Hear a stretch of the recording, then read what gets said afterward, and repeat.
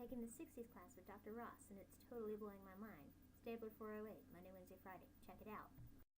So today Dr. Ross talked about counterculture, and a lot of our discussion was on LSD, which made me think of this other lady that Sunny and I met at McDonald's the other day.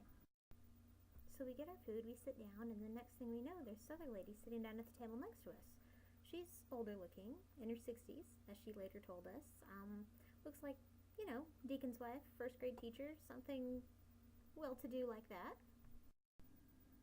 At first she starts talking about pet rocks to us, and we're like, okay, cool. She says she picked them up in Mexico, and then she took them to Paris with her and her husband, and then they went to San Francisco, and then they went to Miami, then they went to New York, and then they went to all these places, and then she adds that they were stoned the entire time.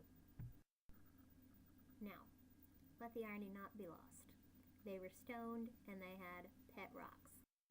So anyway, she continues, and she goes through this whole pro-marijuana spiel about how it makes you feel good, and people would work if they were on the marijuana forums, and she's been saving her seeds since the 60s when she started, and she's going to start her own farm as soon as it's legal, and meanwhile, Sunny and I are just staring at each other going, oh my God, who are you? Why are you talking to us? Why are you talking about this in public? Eventually she stops and takes a break, gets real serious, leans in close and says, now, you girls are both over 18, aren't you? Yes, ma'am.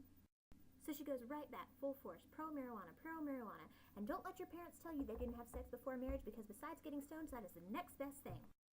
And just as abruptly as she began, she got up, threw away her stuff, and left. So meanwhile, in my 60s class, we're reading this awesome book called Sex in the Heartland by Beth Bailey about the sexual revolution in America. Chapter 3, Responsible Sex, page 78. For these middle-class youth, sex involved a series of skirmishes that centered around lines and boundaries. Kissing, necking, petting above the waist, petting below the waist, petting through clothes, petting under clothes, mild petting, heavy petting. The progression of intimacy had emerged as a highly ordered system.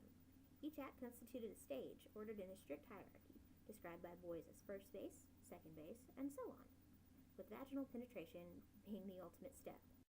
What? We are reading this for school? Like this is required? Like we paid for this book? Like we're getting a grade on reading about sex?